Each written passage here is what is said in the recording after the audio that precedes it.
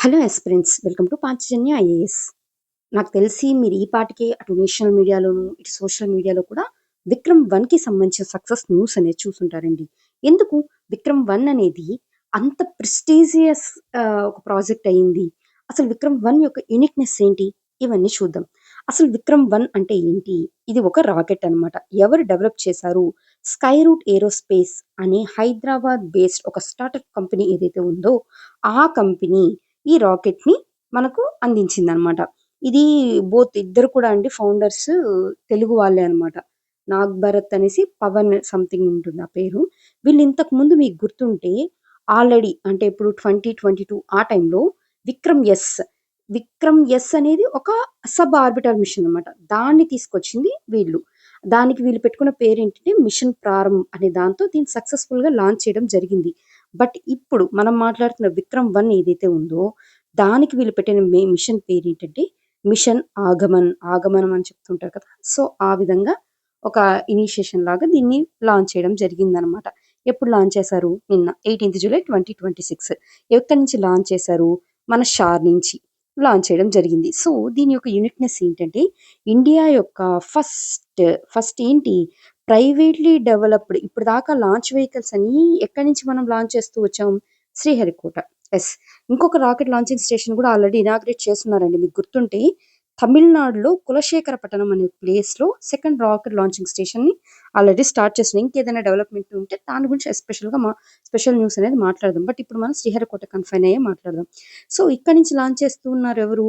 ఇస్రో అన్ని అంటే పిఎస్ఎల్‌వి కానీ, జీఎస్ఎల్‌వి కానీ ఇవన్నీ లాంచ్ చేస్తున్నారు.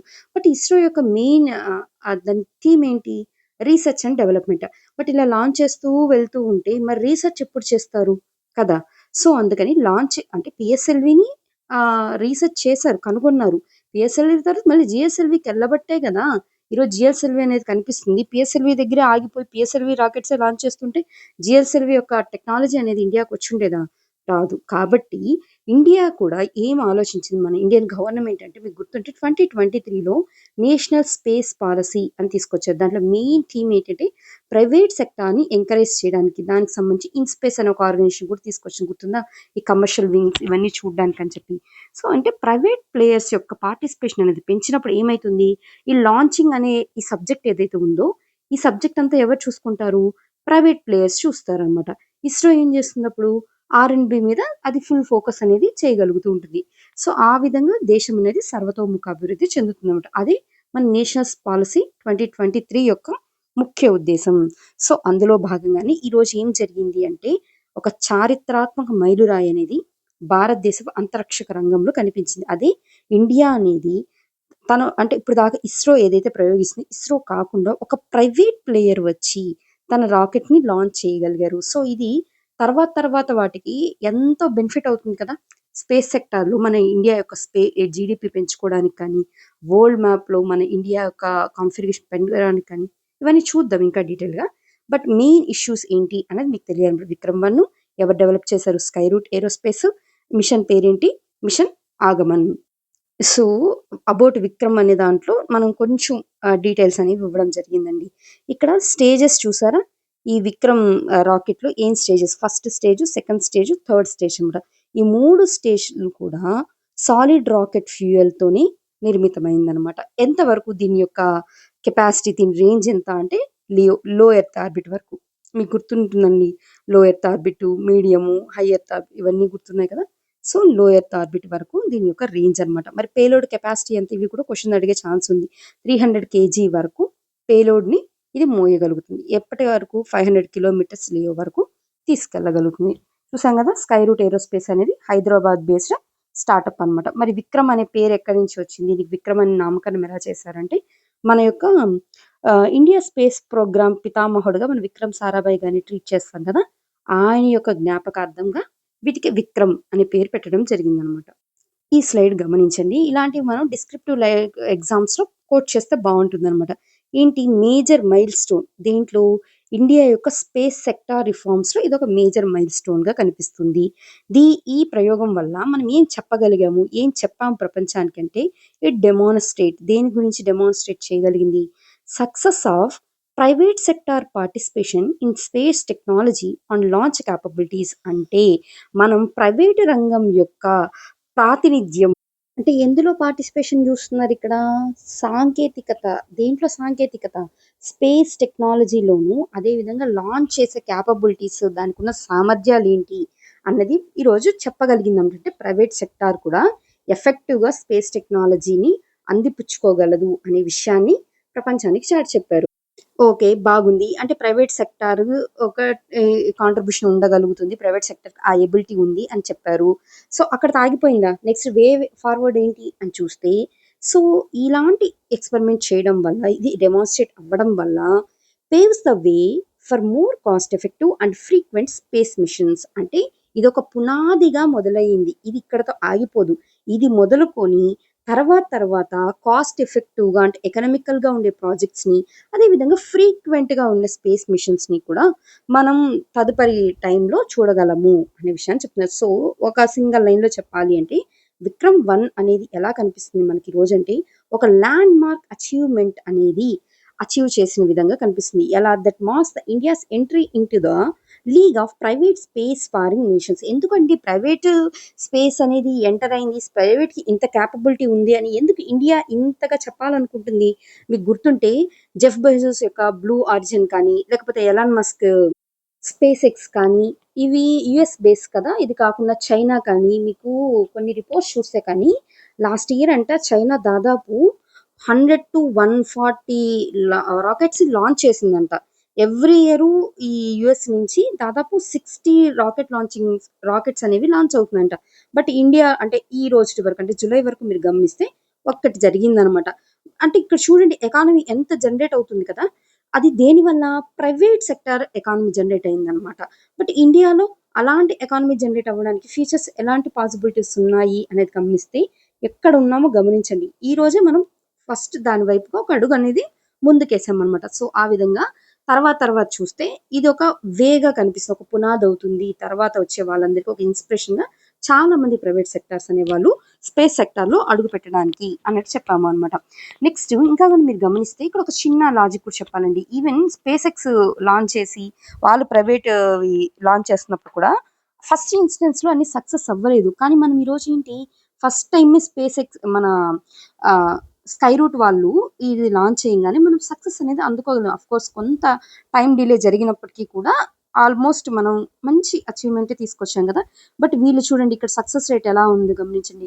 ఎక్కువగా ఈ కంపారిజన్ అనేది మీరు గమనిస్తే మన మార్స్ ఆర్బిటర్ మిషన్ లాంచ్ చేసినప్పుడు ఇదే కంపారిజన్ వచ్చిందనమాట. అంటే మన ఇండియా ఏంటంటే ఎకనామికల్‌గా మనం ఎంతగా లాంచ్ చేయగలుగుతున్నాము రాకెట్స్ అనేవి అన్నది ఇక్కడ అబ్జర్వ్ చేయాల్సి ఉంటుంది. సో, అదయిపోంగానే కొన్ని రిఫార్మ్స్ చూద్దామండి. ఏం చేస్తున్నారు? మనం 2020 టైం నుంచి ప్రైవేట్ ప్లేయర్స్‌ని కూడా స్పేస్ సెక్టార్‌లోకి అలౌ చేయడం స్టార్ట్ చేసాం. దీనికి సంబంధించి 2 కంపెనీస్ చెప్పారు గదా! InSpace, NSIL. ఇన్‌స్పేస్ ఏంటి? Indian national space promotion and authorisation centre. ఇదొక సెంటర్‌లాగా కనిపిస్తుంది. మరి ఎన్ఎస్ఐఎల్ ఏంటి? అంటే ఇస్రో యొక్క కమర్షియల్ ఆర్మ్. ఇంతకుముందు యాంట్రిక్స్ ఉన్నింది గుర్తుందా మీకు?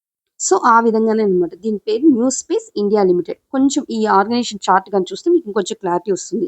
మామూలుగా ఇదంతా ఎవరి హెడ్‌లో ఉంటుంది? ప్రైమ్ మినిస్టర్ దగ్గరే ఉంటుందనమాట. సో, డిపార్ట్‌మెంట్ ఆఫ్ స్పేస్ కానీ మీరు గమనిస్తే ఇటు కమర్షియల్ వింగ్‌లో యాంట్రిక్స్ అనేది ఆల్రెడీ ఉంది. ఎప్పుడు తీసుకొచ్చారు యాంట్రిక్స్‌ని? 1990 ఆ టైంలో తీసుకొచ్చారు. ఎన్ఎస్ఐఎల్‌ని 2019 ఆ టైంలో అనౌన్స్ చేశారనమాట. ఇది ఇస్రో కౌన్సిల్. ఇది ఇంకొంచెం లోపల డెప్త్‌కెళ్ళేదండి. ఇప్పటికి ఇక్కడ మనం ఇన్‌స్పేస్, యాంట్రిక్స్, ఎన్ఎస్ఐఎల్‌ని వరకే కన్ఫైన్ అవుదాము. జస్ట్ ఒక సింపుల్ లైన్‌లో చెప్పేస్తాను. యాంట్రిక్స్ ఇంతకుముందు ఎలా అయితే ఉందో ఇప్పుడు కూడా అలాగే ఉంది. కాకపోతే వర్క్స్ అనేవి ఎవరు చేస్తున్నారంటే ఎన్ఎస్ఐఎల్ చేస్తుందనమాట. మరి యాంట్రిక్స్ ఉంది, ఎన్ఎస్ఐఎల్ ఉంది కదా! ఏంటి అనుకోవచ్చు. బట్ వాళ్ళు చెప్పిన మన డాక్యుమెంట్‌లో డెరివేషన్ ఎలా చెప్పారంటే, ఇప్పుడు ఇస్రో ఉందనుకోండి. ఇస్రోకి చాలా మంది ఇండియన్స్ పెట్టుకుంటారనమాట. మాకు ఇదిగోండి ఈ రిక్వైర్మెంట్ ఉంది, ఈ రిక్వైర్మెంట్ ఉంది అని చెప్పి. ఇలా వదిలేస్తే అందరూ ఎళ్లి ఇస్రో మీదకెళ్ళేసి ఇదిగోండి నాకు ఇది కావాలి, ఇది కావాలి ఇలా చెప్తూ ఉంటారు కదా! అలా కాకుండా అందరూ కలిసి ఎన్ఎస్ఐఎల్ దగ్గరికెళ్ళాలనమాట. ఎన్ఎస్ఐఎల్ చెప్తది ఇస్రోకి చూడు వీళ్ళకి ఇది అవసరమంట, ఇది ప్రిపేర్ చెయ్యి అన్నట్టు చెప్తుందనమాట. అంటే ఇక్కడ ఏం డిమాండ్ ఉందో ఆ డిమాండ్‌ని అర్థం చేసుకొని, ఆ డిమాండ్‌కి అనుగుణంగా ఈ ప్రొడక్ట్ అనేది ఇస్రో తయారు చేస్తుంది. కానీ యాంట్రిక్స్ ఏం చేస్తుందంటే ఇస్రో ఒక ప్రొడక్ట్‌ని తయారు చేసేస్తుంది. ఆ తయారు చేసిన ప్రోడక్ట్‌కి మార్కెటింగ్ అనేది ఎవరు కల్పిస్తారంటే యాంట్రిక్స్ అనేది కల్పిస్తుంది. మరి మీకు డౌట్ రావచ్చు ఫారిన్ కంట్రీస్ అన్నీ ఉన్నాయి కదా! అవి కూడా చాలా మనం లాస్ట్ 2017 ఆ టైంలో చూస్తే దాదాపు 114 శాటిలైట్స్‌ని ఒకేసారి మనం లాంచ్ చేసాం కదా! అని గుర్తుందా? సో, అలాంటివన్నీ ఏం చేయాలంటే యాంట్రిక్స్ చేయాలి. కానీ ఎన్ఎస్‌సీఎలే చేస్తుందనమాట ప్రెజెంట్. అంటే ఫారినర్స్ కూడా లావాదేవీలనేది ఎవరు జరుపుతున్నారంటే ఎన్ఎస్‌సీఎల్. యాక్చువల్‌గా 1990లో ఇది యాంట్రిక్స్ అనేది మంచి ఉద్దేశ్యంతో ఎస్టాబ్లిష్ చేసినప్పటికీ సమ్ అలిగేషన్స్ అనేవి వచ్చాయన్నమాట. సో, అందుకనేసి ఎన్ఎస్‌ఎల్‌ని తీసుకొచ్చారు అనే ఒక అభియోగం కూడా ఉంది. But what ever it may be దీని యొక్క మెయిన్ పర్పస్ అనేది ఈ విధంగా ఉంటుందన్నమాట. ఓకే. మరి ఈ 2 బాగుంది. మరి ఇన్‌స్పేస్ ఏం చేస్తుంది అనే డౌట్ రావచ్చు. ఇప్పుడు ఇస్రో యొక్క ప్రొడక్ట్స్ కానీ, ఇస్రో యొక్క ఇన్‌ఫ్రాస్ట్రక్చర్ కానీ ఏదైనా సరే దాన్ని యూజ్ చేసుకొని అన్ని స్టార్టప్స్ అనే వాటిని అలో చేస్తున్నారు. బట్ అన్నిటికి ఈక్వల్ యాక్సెస్ ఉండాలి కదా! కొన్నిటికే యాక్సెస్ అనేది ఉండడం, కొన్నిటికి ఇలాంటివన్నీ జరగకూడదు. అంటే ప్రైవేట్ ప్లేయర్స్ అందరికీ ఈక్వల్ లెవెల్ ఫీల్డ్ అనేది ఇవ్వడం ఎవరి బాధ్యత అంటే ఇన్‌స్పేస్. సో, ఈ ప్రైవేట్ స్టార్టప్స్‌కి, ఇస్రోకి మధ్య ఒక వారధిగా, సంధానకర్తగా ఇన్‌స్పేస్ అనేది వర్క్ చేస్తుందనమాట. ఫైనల్లీ ఇలాంటి లైన్స్ ఏదైనా ఉంటే అది మీ కంక్లూషన్‌లో కానీ, లేకపోతే ఇంకెక్కడ నెసెసరీగా ఉంటే స్పేస్‌కి సంబంధించిన డిస్క్రిప్టివ్ ఎగ్జామ్స్‌లో అక్కడ వాడండి బావుంటుంది. ఏం చేస్తుంది ఇలాంటి ఎక్స్‌పెరిమెంట్స్, ఇలాంటివి డెమాన్‌స్ట్రేషన్ జరగడం వల్ల ఇండియా యొక్క స్పేస్ ఎకోసిస్టమ్ ఏదైతే ఉందో అది స్ట్రెంథెన్ అవ్వడం జరుగుతుందనమాట. అదేవిధంగా ఇండియాలో ఉన్న స్టార్టప్స్ అనే వాటిని ఎంకరేజ్ చేసిన వాళ్ళం అవుతాం. ఇండియా యొక్క ఇన్నోవేషన్ కూడా పెరుగుతుంది. దీనివల్ల ఏం జరుగుతుంది? ఎంప్లాయ్‌మెంట్ అనేది పెరుగుతుంది. ఎంప్లాయ్‌మెంట్ పెరగడం వల్ల ప్రజల చేతుల్లో ఆదాయాలు పెరుగుతాయి. ఆదాయాలు పెరిగిందంటే ఆర్థిక వ్యవస్థ అనేది ఊతం అందుకుంటుందనమాట. గుర్తుంటే నిన్నంతా న్యూస్‌లో ఇదే ఎక్కువుందండి. స్కై రూట్ ఈ స్టార్టప్‌లో అంట అక్కడ పనిచేసే యావరేజ్ ఎంప్లాయీ యొక్క సగటు వయసు 28 సంవత్సరాలంట. ఈ ప్రైమ్ మినిస్టర్ గారు గూడా ఈ ఎక్స్‌పెరిమెంట్ అయిపోయిన తర్వాత ఒక 10 మినిట్స్ వరకు వీళ్ళతో మాట్లాడారు అని కూడా చాలా న్యూస్‌లో బజ్ అయింది చూసారా? అంటే ఈ దేశం యొక్క యువత అంతా కూడా స్పేస్ సెక్టార్‌లో కనిపించిన ప్రతిభ ఎలా ఉంది అనే దానికి ఇదొక నిదర్శనంగా కూడా కనిపిస్తుంది కదా! సో, ఆ విధంగా ఎంప్లాయ్‌మెంట్ అనేది జనరేట్ అవ్వడం, ఇండియన్ ఎకానమీ అనేది డెవలప్ అవ్వడము ఇవన్నీ గమనిస్తామనమాట. ఎస్పెషల్లీ మన యొక్క స్లోగన్ అయిన, మన యొక్క విజన్ అయిన 'ఆత్మ నిర్భర్ భారత్' ఏదైతే విజన్ ఇండియా పెట్టుకునిందో 2047కి ఆ విజన్‌కి ఈ స్పేస్ టెక్నాలజీ అనేది ఈ విధంగా సపోర్ట్ చేయగలుగుతుంది అని చెప్తున్నాం. ఫైనల్‌గా ఏమవుతుంది అంటే గ్లోబల్ స్పేస్ మార్కెట్‌లో ఇండియా యొక్క పొజిషన్ అనేది ఎన్హాన్స్ అవ్వడానికి ఇది హెల్ప్ అవుతుంది. సో, ఆ విధంగా 'విక్రమ్-1' అనేది మనకొక కీ స్టెప్‌గా కనిపిస్తుంది. దేనికి టువర్డ్స్ సెల్ఫ్ రిలయన్స్ కోసము, ఇన్నోవేషన్ కోసం, అదే విధంగా గ్లోబల్ లీడర్‌షిప్ ఇన్ స్పేస్‌లో కనిపించే విధంగా మన 'విక్రమ్-1' అనేది భారతదేశాన్ని హైకి తీసుకెళ్తుందనమాట. ఈ క్వెషన్ ఒకసారి చూడండి. చిన్న ఎంసీక్యూ అనమాట. ఇప్పటిదాకా డిస్కస్ చేసిన దాన్ని బట్టి 'విక్రమ్-1' గురించి మాట్లాడుతున్నారు. ఏమంటున్నారు? India's first privately developed orbital launch vehicle. అవును. ఇది ఆర్బిటాల్ లాంచ్ వెహికలే కదా! సో, అందుకని కరెక్ట్ అనమాట. కానీ ఇక్కడ ఏమన్నా it is capable of carrying payload up to 500 KG. ఇది 500 కేజీనా? కాదు. 350 కేజీ కానీ రేంజ్ ఎంత? 500 కిలోమీటర్స్. సో, ఇక్కడ రాంగ్. టు లో ఎర్త్ ఆర్బిట్. ఓకే. ఇది లియో వరకు కరెక్టే అనమాట. Next it is developed by Hyderabad based startup. అవును. అదే కదా! స్కై రూట్ దాని హెడ్ క్వార్టర్ ఎక్కడుంది? హైదరాబాద్ అనుకున్నాం. ఇక్కడ వీళ్ళ నేమ్స్ ఉన్నాయి చూడండి. స్కై రూట్ వాళ్ళ అంటే ఇది ఎగ్జామ్ పాయింట్ ఆఫ్ వ్యూలో కాదు. బట్ ఊరికే మీ నాలెడ్జ్ కోసం. పవన్ కుమార్ చందన్ అని నాగభరత్ అనే అతను ఇద్దరు కలిసి ఈ స్కై రూట్ స్పేస్‌ని తీసుకొచ్చారనమాట. ఇంకొంచెం టెక్నికల్‌గా కావాలంటే ఇది గమనించండి. ఇదిగోండి first stage solid motor, second stage solid motor, third stage solid motor. Next payload ఎంత చెప్తున్నారు? 300 కేజీస్ అని చెప్పారు. ఎంత వరకు రేంజు? 500 కిలోమీటర్ లియో వరకు అనమాట. ఈ మిషన్ పేరు మిషన్ ఆగమనం. ఓకే. రైట్. ఇదనమాట మొత్తం. అంటే మరీ ఎక్కువ డెప్త్‌గా వెళ్ళడం కన్నా కూడా మీరు ఉన్న ఫ్యాక్ట్స్ అన్నీ నేర్చుకోండి.